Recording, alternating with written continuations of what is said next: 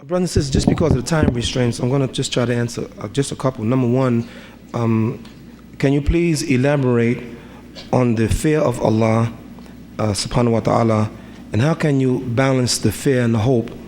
And there are two different things, and I always tend to veer more to the one side than the other, that is the fear. I think it's an excellent question. Both of them is given in the Quran, both fear and hope, and in hadith. I'm going to try to give you one hadith that I think sums up the attitude that we should have. The Prophet Muhammad said that La ya'lamul kafirin, if the disbelievers knew the extent of Allah's punishment, of Allah's mercy, rahmatihi, of Allah's mercy, none of them would have the idea that they would go to hell.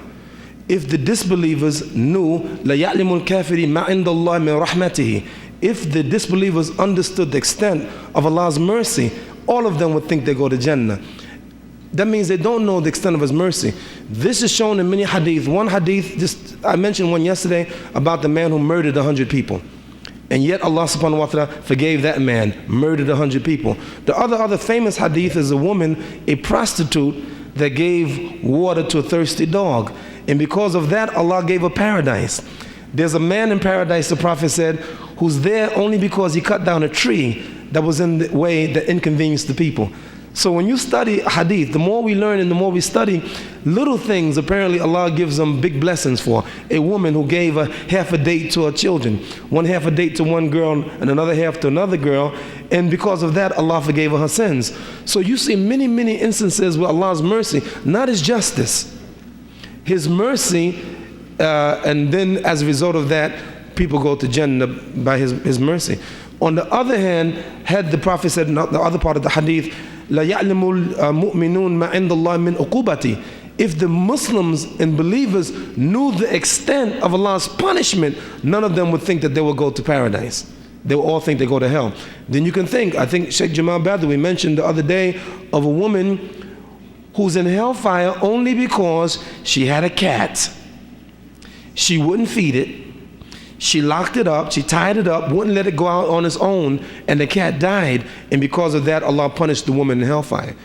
How she treated the cat. One woman, a prostitute, right, gave water not to a prophet, not to a Muslim, not even to a human being, but gave water to a dog and went to Jannah, paradise. And a woman locked up a cat and didn't feed it and went to hell.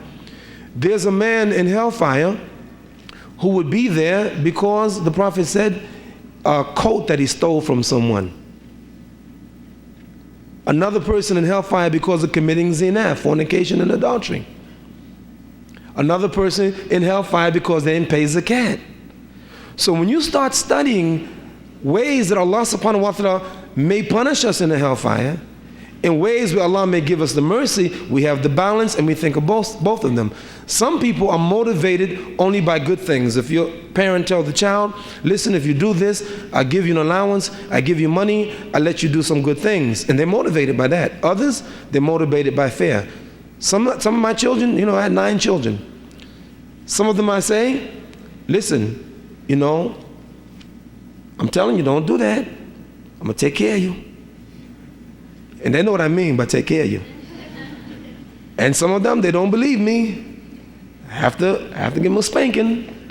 Somebody once said, if you don't get the message in the mind, you must get it in the behind. You said it. So the balance.